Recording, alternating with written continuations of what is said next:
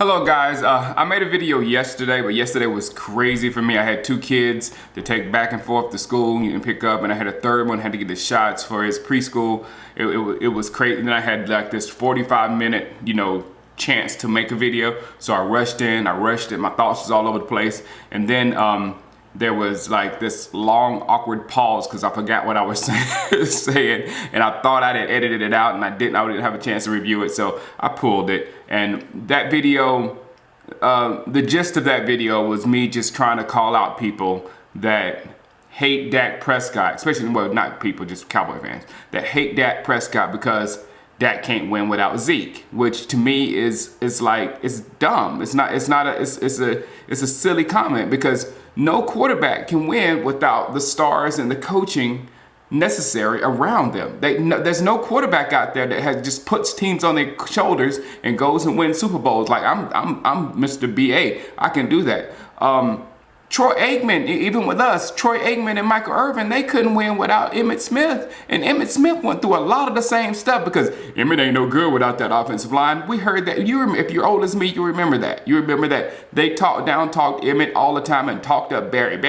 Oh, Emmitt's crap. So but with Emmitt, it was about production and winning Super Bowls, and that's what I'm about. I'm not about winning statistical awards and winning your fantasy football team and all that kind of stuff. I'm not with that. I'm with winning Super Bowls. But back to what I was saying, we can say Brady is good enough to carry a team, but we've never seen Brady without the greatest coach of all time tutoring him. So we don't know what Brady looks like without Belichick. You bring up Aaron Rodgers. Aaron Rodgers right now, they're desperately trying to find the right players, the right coaching, the right people to put around Aaron Rodgers, so Aaron Rodgers can frankly be relevant again because he's falling off like crazy as well. I'm going down the list here. My favorite, Drew Brees has insane weapons with Thomas and Kamara, and what did they do? They lost to the Cowboys in our formula. Our formula is already better than their formula, where we proved to be better on one night than their formula.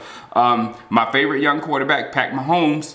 Oh my goodness, people are just going crazy. Like, I wish I would have had Patrick Mahomes, and don't get me wrong, I love watching that dude play. I love it. But Patrick Mahomes fell to Andy Reid, who's a quarterback guru. Andy Reid, Jason Garrett. Andy Reid, Jason Garrett. He fell to Andy Reid. He's got a running game that's statistically only this much behind ours. You got the fastest, most dangerous wide receiver in the game with Tyreek Hill, and then you have probably the best tight end, if not the best, close to the best tight end in the game, in Travis Kelce. So that's a lot of help. That's a lot of help. And what will he look like without all that help? Who knows? Who knows? But I don't think he's an MVP candidate without all those guys. Matt Ryan has the league's best wide receiver core with Julio and Calvin Ridley has a couple of very good running backs with him. We know for a fact Matt Ryan can't win nothing with those guys. He needs more. Matt Ryan still needs more. And you go even look at Russell Wilson. Russell Wilson, once he lost Skittles and that killer defense, which he couldn't win without. And now they're struggling to get themselves back together. And Russell Wilson has improved like drastically. And that's my hopes for Dak. He can improve his accuracy like Russell Wilson. And look at my boy Baker. I came in the league. When he came in the league, I didn't like Baker, but as soon as I saw him play, I was like, wow, this dude can play quarterback. But still, Baker, look what he has.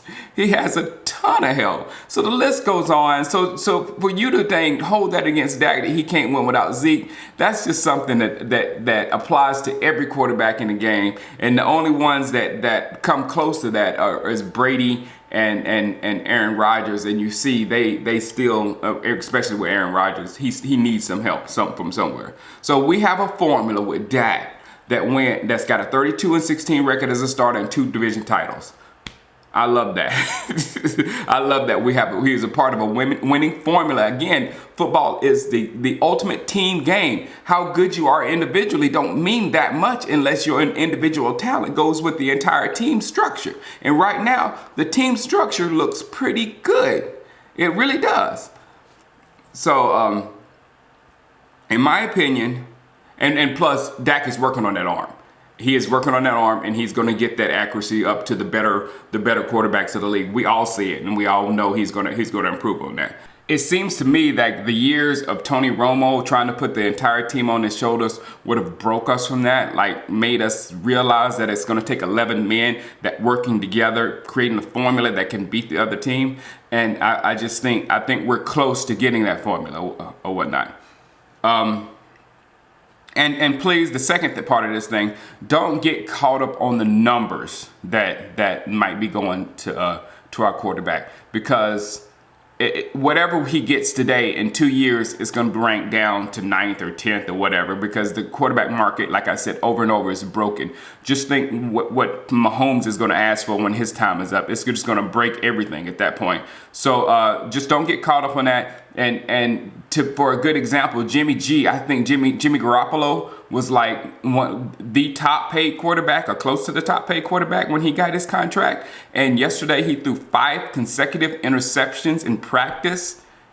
You know, I mean, how would you feel if you was in that boat? So just don't worry about it. We're in a good shape where we've gotten deep into the playoffs, not to the divisional round, but we've gotten pretty deep into the playoffs with Dak Prescott, and now we really have a wide receiver core to go around him. We need to pay this running back and get this running back going, and our defense works well with our offense right now, because our defense, it needs that. I tell you what, you talk about Dak isn't any good without Zeke. Our defense is not going to be that good without Zeke, because Zeke gives them a chance to rest, and they come out and they're flying all over the place, because speed and activity is the main focus of our defense. And with Zeke holding the ball and keeping them on the bench, when they come out there, they're raring to hit somebody. You know what I'm saying? If they would come, if this was like during the past Happy Romo era, when you go out there and throw 3 passes and your only offensive possession was like 45 seconds, and as soon as the defense sits down, they got to come up and get back out there, that wouldn't work, and that's not going to work. But that's football. That's why it takes a full team and a formula for a team to be successful in football, not individual players.